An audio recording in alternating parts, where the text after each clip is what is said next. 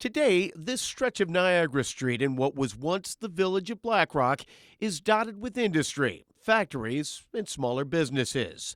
But it has a history as a strategic outpost going back centuries, a native trading spot, a launch for boats crossing the river, and the home to some of the area's earliest settlers. It was formerly the home of the Colonel William A. Byrd Mansion, which was a frontier Italianate place. It's basically a Greek Revival style building. Colonel William Byrd was born in Connecticut in 1797, but during the War of 1812, he served with his uncle, General Peter Porter. He became a colonel and assisted General Porter with the Boundary Commission that determined the boundary between the U.S. and Canada in 1817. He settled here the following year. He built Western New York's first flour mill, laid out the street plan for Black Rock, and ultimately became the president of Erie County Savings Bank. Sometime in the 1820s, Colonel Byrd, they were apparently very proud of their garden. Colonel Byrd was doing some gardening, and there was this mound in their backyard that they decided to level out.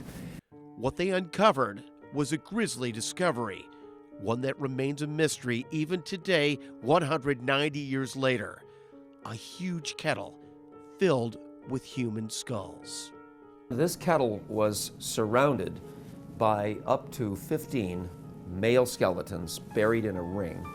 Their heads were facing it, and there was an axe head underneath each of the buried skeletons. Despite the fact that this area had experienced heavy fighting during the War of 1812 and Native American skirmishes dating back hundreds of years, they didn't know what to think.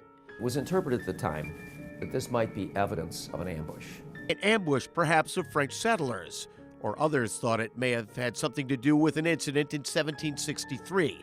Tensions were rising between the local Native Americans and the British across the river, and one day a large group of British troops were in boats floating down the Niagara on the American side at Black Rock.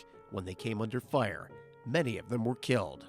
And another interpretation of this crazy burial is that it may have been what was done with the bodies that killed during that exchange.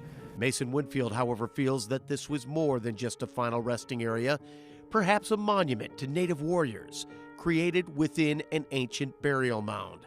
The skulls could have been those of their vanquished.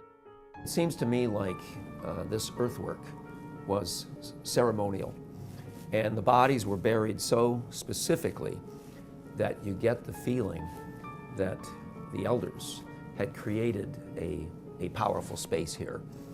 And anyone who wanted to use the energy of the dead knew exactly where to find it.